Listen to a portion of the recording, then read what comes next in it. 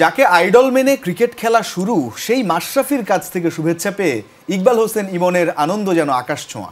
সেই সাথে ইয়ান বিশপের কাছ থেকে প্রশংসা পাওয়াকেও বড় প্রাপ্তি হিসেবে দেখছেন যুব এশিয়া কাপের টুর্নামেন্ট সেরা এই বোলার। ইমন স্বপ্ন দেখেন জাতীয় দলের জার্সিতে দেশের হয়ে খেলার।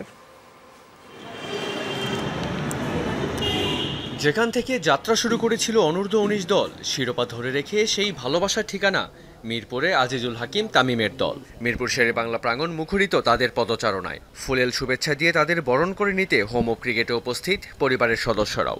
চ্যাম্পিয়ন আবরারকে নিয়ে গর্বিত পরিবার, গর্বিত পুরো দেশ।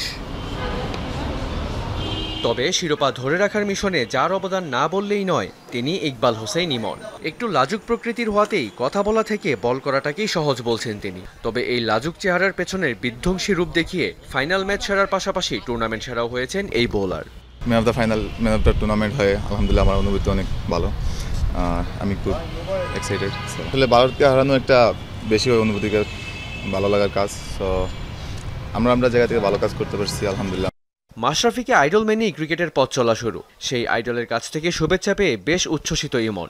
সেই সাথে ইয়ান বিশপ তাদের নিয়ে কথা বলাটাকে বাংলাদেশের ক্রিকেটের জন্য পজিটিভ হিসেবেই দেখছেন এই যুব বিশ্বকাপ জয়ী বোলার। আসলে এই জায়গাতেও শুভকামনা পাওয়া অনেক গর্বের বিষয়।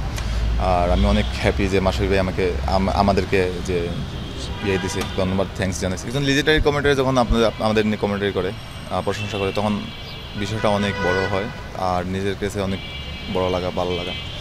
তো ওভারঅল সব মিলে আমাদের ভালো লাগতেছে যে আমরা আসলে চ্যাম্পিয়ন হইতে পারছি। সবাই আমাদের নিয়ে কথাবার্তা বলতেছে।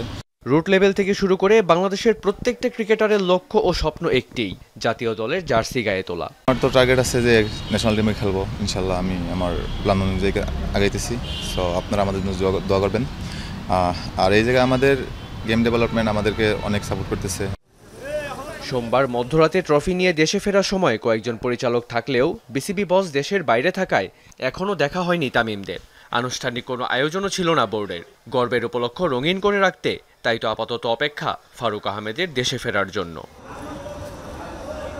মেহেদী রিয়ান, যমুনা স্পোর্টস, ঢাকা।